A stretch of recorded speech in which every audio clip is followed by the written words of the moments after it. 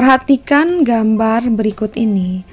Ini adalah gambar garam dapur ya, yang berwujud padat dan berwarna putih ya.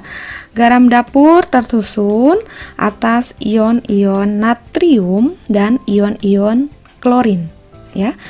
Bagaimanakah ion-ion tersebut dapat bergabung satu sama lainnya membentuk garam dapur? Kemudian kita lihat lagi ini adalah gambar air. Nah, air itu tersusun atas atom hidrogen dan oksigen yang satu sama lainnya akan terikat. Nah, bagaimana sih atom-atom hidrogen dan oksigen ini bergabung? Apakah sama dengan pembentukan pada garam dapur? Ini akan kita bahas dalam materi ikatan kimia, ya. Nah, sekarang kita lihat di sini jenis-jenis ikatan kimia itu ada 3 jenis ya. Nah, kalau kita lihat dalam sistem periodik di sini, nah ada atom-atom yang bersifat logam ya, ini logam nih sampai golongan 3 ya. Kemudian ini juga masuk ke dalam golongan B, dia termasuk logam. Dan juga yang di sebelah kanan ini dari golongan 4 sampai 8, berarti dia termasuk non logam. Nah, bagaimana unsur-unsur ini akan berikatan ya. Jadi kalau ikatannya dia terbentuk antara logam dan non logam ya, maka dia disebut sebagai ikatan ion ya. Kemudian kalau dia terbentuk antara non logam dan non logam, maka dia disebut dengan ikatan kovalen ya. Dan juga untuk yang logam dan logam, maka dia disebut sebagai ikatan logam. Yang akan kita pelajari pada video ini adalah ikatan ion. Oke? Nah, sekarang kita lihat dulu konfigurasi elektron pada gas mulia, karena sangat berhubungan sekali ya untuk dalam pembentukan ikatan ya. Kita lihat sini konfigurasi dari gas mulia, dia mempunyai elektron valensi 2 dan 8 ya. Konfigurasi gas mulia tergolong konfigurasi yang penuh dan merupakan bentuk konfigurasi elektron yang paling stabil ya, dengan elektron valensi yang berjumlah 8 ya, atau disebut dengan teori oktet, dan juga elektron valensi yang berjumlah 2 ya, atau yang disebut juga dengan duplet.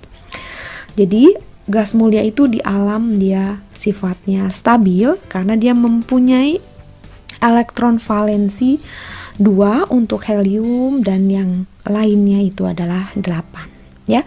Mungkin ini adalah balon gas ya, ini salah satu dari isi unsurnya itu adalah helium ya, sebagai pengisi dari balon gas. Nah, kemudian atom-atom lain itu memiliki kecenderungan ingin bersifat stabil seperti gas mulia yang terdekat ya, nanti dilihat. Nah, bagaimana caranya dia untuk bersifat stabil? Nah, agar dia bisa bersifat stabil, dia harus mengikuti aturan ya, oktet atau duplet ya. Dengan cara yang pertama itu adalah serah terima elektron, berarti ada yang memberi dan ada yang menerima, yang kita kenal dengan ikatan ion. Kemudian yang kedua itu adalah pemakaian secara bersama-sama, yang kita kenal dengan ikatan kovalen ya. Jadi nanti atom-atom yang ada selain dari gas mulia, dia akan berusaha untuk bersifat stabil ya, dengan cara berikatan ya. Oke, kita akan bahas nanti. Lanjutkan. Nah, dalam pembentukan ikatan ini ada yang disebut dengan lambang Lewis ya. Nah, nanti kita gambarkan menggunakan lambang Lewisnya. Lambang Lewis itu adalah lambang atom disertai dengan elektron valensinya Oke, seperti apa ya? Nah, kita lihat di sini contohnya misalnya karbon. Karbon mempunyai nomor atom 6. Kalau kita tuliskan konfigurasi elektronnya, ini yang mudah saja menurut Niels Bohr, itu adalah 2 dan 4. Nah, 4 ini adalah elektron valensi. Berarti kita gambarkan elektron valensinya bisa dalam bentuk dot atau titik ataupun juga dengan silang. Dan juga dilambangkan atomnya ya. Sehingga bentuknya akan seperti ini ya untuk karbon. Dengan masing-masing ya ini ada 4 elektron valensi ya. Jadi ada 4 elektron valensinya. Jadi kita gambarkan titik-titiknya ada 4. Oke, bisa?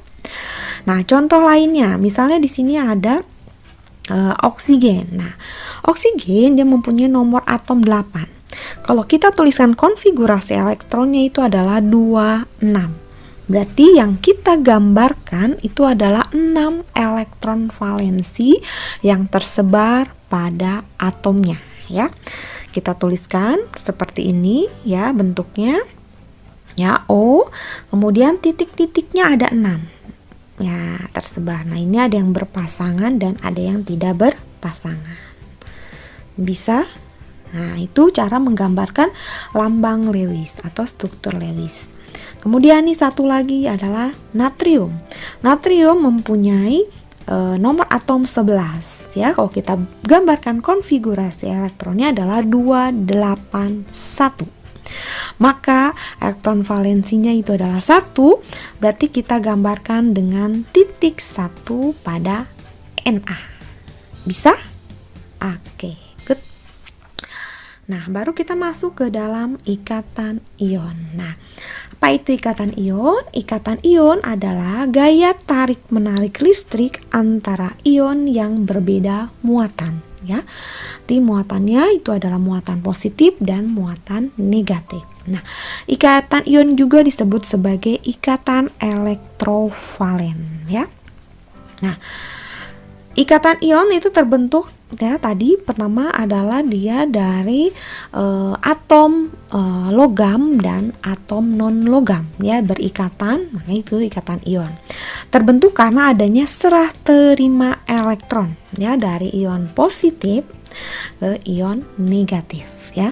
Jadi ada serah terima elektron. Jadi nanti yang ion positif itu dia akan memberikan elektronnya, makanya dia jadi positif. Kemudian yang ion negatif dia menerima elektron, makanya ini menjadi ion negatif ya. Kemudian ini terjadi unsur-unsur yang memiliki berbeda keelektronegatifan yang besar. Berarti nanti keelektronegatifannya paling kanan itu adalah paling besar, sedangkan yang paling kiri paling kecil. Jadi kalau kita lihat selisihnya, maka besar dikurang kecil ya, masih ada nilainya besar ya. Kemudian nah, senyawa yang terbentuk itu disebut sebagai senyawa ion, maaf ya. Nah, ikatan yang terbentuk itu sebagai senyawa ion. Oke. Nah, sekarang kita lihat dulu contohnya. Contoh untuk pembentukan ikatan pada NaCl ya, ikatan ion pada NaCl. Pertama, kita tuliskan konfigurasi elektron.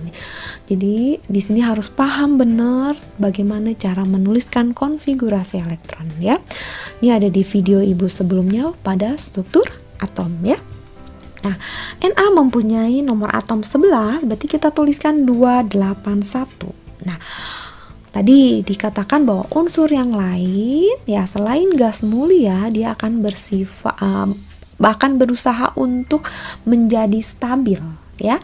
Bagaimana dia akan menjadi stabil? Yang pertama tadi adalah ada serah terima elektron ya di sini.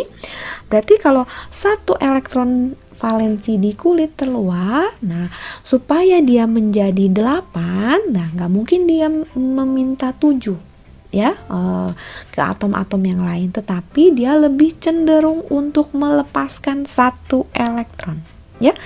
Jadi untuk stabil kan 8 ya. Nah, kecuali nanti untuk yang helium, yang terdekat di helium seperti litium, nah itu dia mengikuti helium ya dengan aturannya duplet. Nah, untuk Na dia itu adalah 8 ya, oktet ya.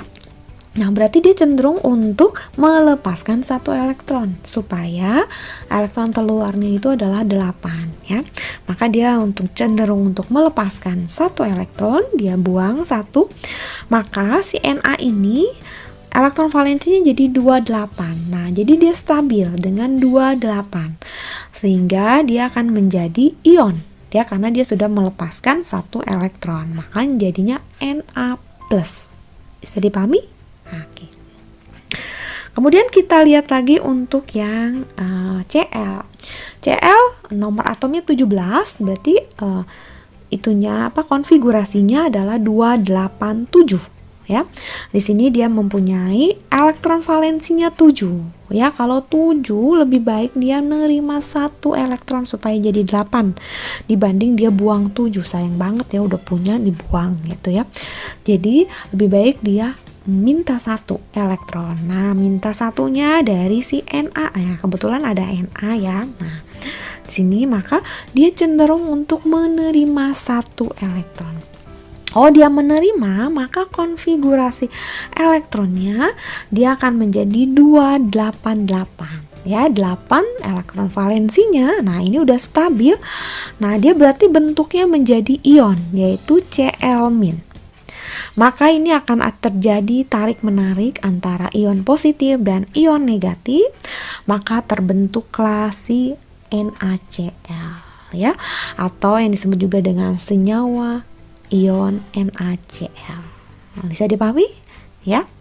Jadi kalau kita tuliskan reaksinya, ini Na dia memberikan satu elektron ke Cl, akan menjadi Na+ dan Cl-, baru dia akan terbentuk NaCl yang kita kenal sebagai garam dapur. Bisa? Oke.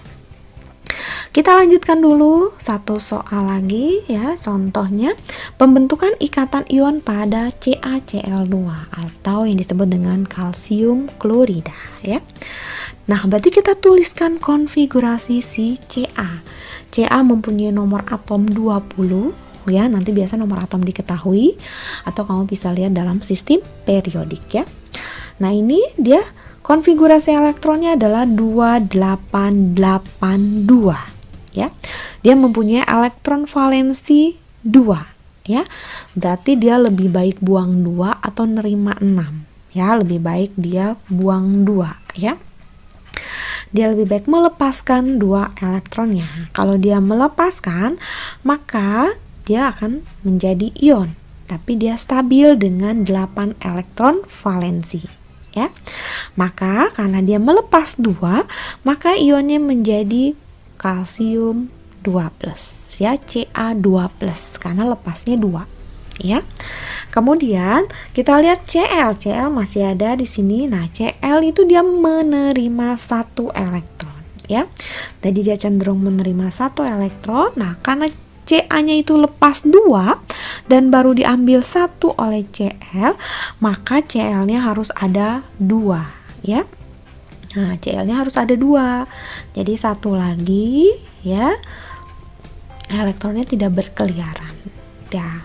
Oke, berarti lepas 2 elektron diberikan ke Cl1 dan Cl yang satu lagi. Makanya Cl-nya harus ada 2.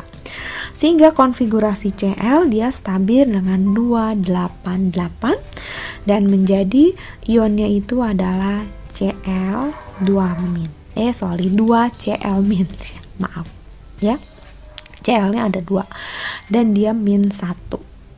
Oke, bisa dipahami.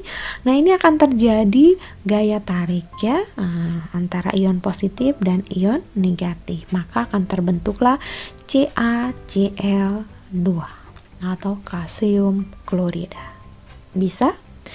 Jadi kamu harus bisa untuk menuliskan konfigurasi elektron, kemudian kecenderungan dia melepas atau menerima ya. Kalau yang melepas berarti menjadi ion positif, kalau yang menerima menjadi ion negatif.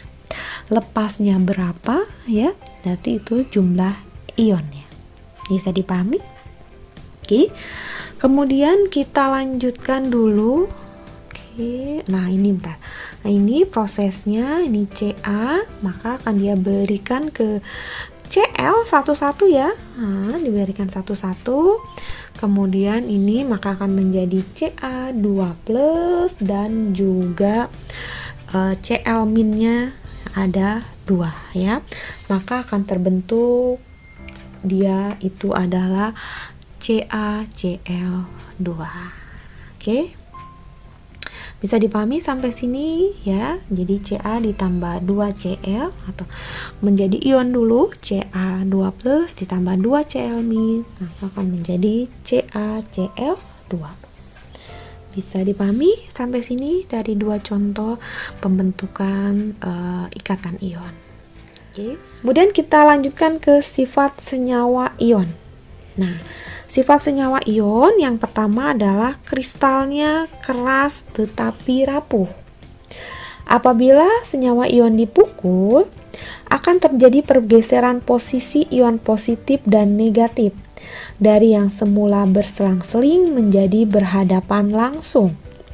Hal ini menyebabkan ion positif bertemu muka dengan ion positif dan terjadi gaya tolak-menolak. Inilah yang menyebabkan kristal senyawa ion itu bersifat rapuh. Kemudian yang kedua adalah mempunyai titik lebur dan titik didih yang tinggi ya. Secara umum senyawa ion mempunyai titik lebur dan titik didih yang tinggi karena gaya elektrostatik yang ditimbulkan antara ion positif dan ion negatif ya. Kemudian yang ketiga itu adalah mudah larut di dalam air ya. Jadi pada saat kristal senyawa ion dimasukkan ke dalam air, maka molekul-molekul air ini akan menyusup di antara ion positif dan ion negatif, sehingga gaya tarik-menarik elektrostatik dari ion positif dan ion negatif akan melemah dan akhirnya terpecah. Kemudian yang keempat itu adalah dapat menghantarkan listrik untuk larutan dan lelehannya. Jadi, ion positif dan ion negatif apabila bergerak dapat membawa muatan listrik. Apabila senyawa ion terpecah menjadi ion positif dan ion negatif serta dapat bergerak secara leluasa, maka senyawa ion dalam keadaan cair dan larutan dapat menghantarkan listrik karena ion-ionnya dapat bergerak secara bebas. Akan tetapi, dalam keadaan padat, senyawa ion itu tidak dapat menghantarkan listrik karena ion-ionnya tidak dapat bergerak. Oke, bisa dipahami? Mungkin dari Ibu cukup sekian. Wabillahi taufiq wal hidayah. Wassalamualaikum warahmatullahi wabarakatuh.